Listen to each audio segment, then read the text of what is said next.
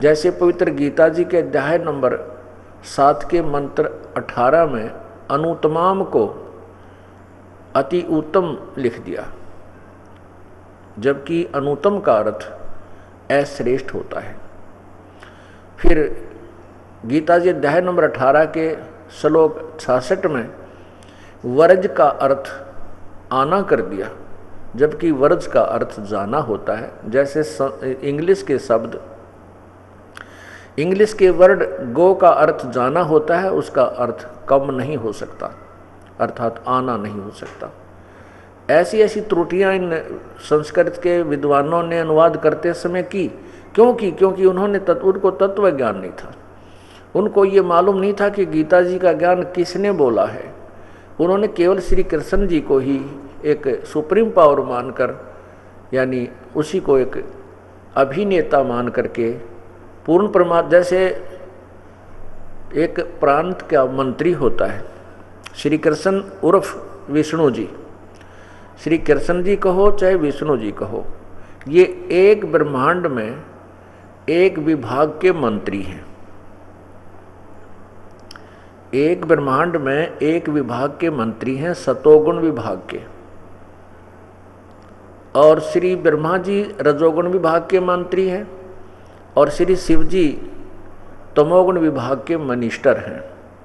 और इनके पूज्य पिताजी काल भगवान ब्रह्म, जिसको अक्षर पुरुष भी कहते हैं, ज्योति निरंजन भी कहते हैं, वो एक ब्रह्मांड में चीफ मिनिस्टर समझो, मुख्यमंत्री है। और ऐसे ऐसे असंख्य ब्रह्मांडों का कुल मालिक जो है, सबका ओवरऑल कंट्रोलर, वो पूर्ण ब्रह्म है, परम अक्षर ब्रह्म है। उसका वास्तविक नाम कबीर देव है। हम उसको कबीर देव, कबीर साहेब, कबीर प्रभु, कबीर भगवान कहने लगे। तो अब श्री कृष्ण जी जो ज्ञान गीता जी में बता रहे हैं, श्री कृष्ण जी तो गीता जी बोल ही नहीं रहे, जैसा कि ये सोच रहे हैं ये संतजन ऋषिजन जिन्होंने अनुवाद किया, उन्होंने सोचा है कि श्री कृष्ण जी बोल रहे हैं। नहीं, श्री कृष्ण जी के शरीर के अंदर प्रवेश करके वो काल भगवान जो उनका पूज्य पिताजी है, वो श्री कृष्ण के शरीर में सूक्ष्म रूप से जैसे प्रेत प्रवेश कर जाते हैं, ऐसे बोल रहा है। वो ब्रह्म है और वो पूर्ण ब्रह्म की महिमा भी बता रहा है, अपनी महिमा भी बता रहा है। इसलिए उसने बताया है कि मेरी जो साधना है वो सर्वश्रेष्ठ नहीं है, क्योंकि मेरे से ऊपर और परमात्मा है। उसी की भक्ति से आपका पूर्ण मोक्ष होगा, जन्म मृत्यु सदा के लिए समाप्त हो सकती है। और मेरी साधना से जन्म मृत्यु समाप्त नहीं होती, क्योंकि गीता जी के अध्याय नंबर 4 के मंत्र 5 में लिखा है कि अर्जुन तेरे और मेरे बहुत से जन्म हो चुके हैं, तू नहीं जानता, मैं जानता हूँ। गीता जी के अध्याय नंबर 2 के श्लोक 12 में भी कहा कि अर्जुन ये राजा लोग, ये सैनिक, तू और मैं पहले भी थे, आगे भी होंगे। ये मत सोच कि हम आगे नहीं होंगे, हमारा और तेरा जन्म मृत्यु कंटिन्यूस रहेगा। गीता बोलने वाला बोल रहा है। गीता जी अध्याय नंबर 10 के मंत्र 2 में गीता बोलने वाला यानी ब्रह्म कह रहा कि अर्जुन मेरी उत्पत्ति को कोई नहीं जानता, ये ऋषि महर्षि नहीं जानते, क्योंकि ये मेरे से उत्पन्न हुए हैं, इनका आदि कारण मैं हूं।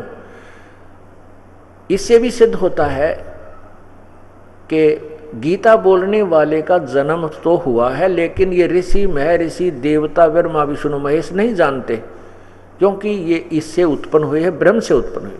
अब जैसे दादा की उत्पत्ति को, पिता की उत्पत्ति को दादाजी बता सकते हैं, संतान को मालूम नहीं होता इनका कब जन्म हुआ था या नहीं हुआ था। तो इस प्रकार गीता जी बोलने वाला खुद कहता है कि मेरा तो जन्म और मृत्यु होता है, और पूर्ण मोक्ष उसी को कहते हैं जो जन्म मृत्यु कभी भी ना हो। इसलिए 18वें अध्याय के 62वें श्लोक में गीता बोलने वाले ने कहा, भगवान ने कहा है कि हे अर्जुन तू सर्वभाव से उस परमेश्वर, यानी गीता बोलने वाले से कोई अन्य प्रभु है, अन्य परमात्मा है जो पूर्ण ब्रह्म है, परमेश्वर शब्द उसके लिए प्रयोग किया है।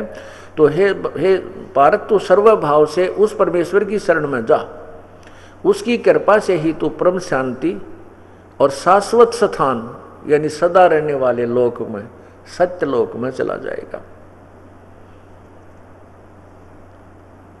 इससे क्या सिद्ध हुआ कि यदि हम यहाँ ये क्या बताते हैं, अनुत्तम शब्द के अर्थ को करते समय कुछ अनजान लोगों ने ऐसी टिप्पणियाँ दी हैं कि समास संस्कृत में यानी व्याकरण में एक समास चैप्टर होता है, तो कहते हैं उस समास के आधार से अनुत्तमाम का अर्थ अति उत्तम बन जाता है। नहीं, यहाँ समास भी फेल हो जाता है।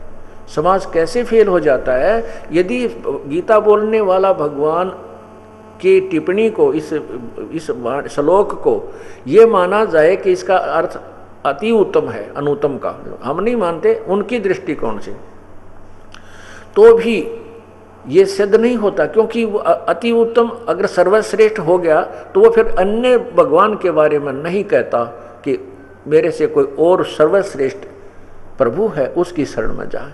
यदि यही सर्वश्रेष्ठ माना जाए तो ये और के लिए क्यों कहता फिर?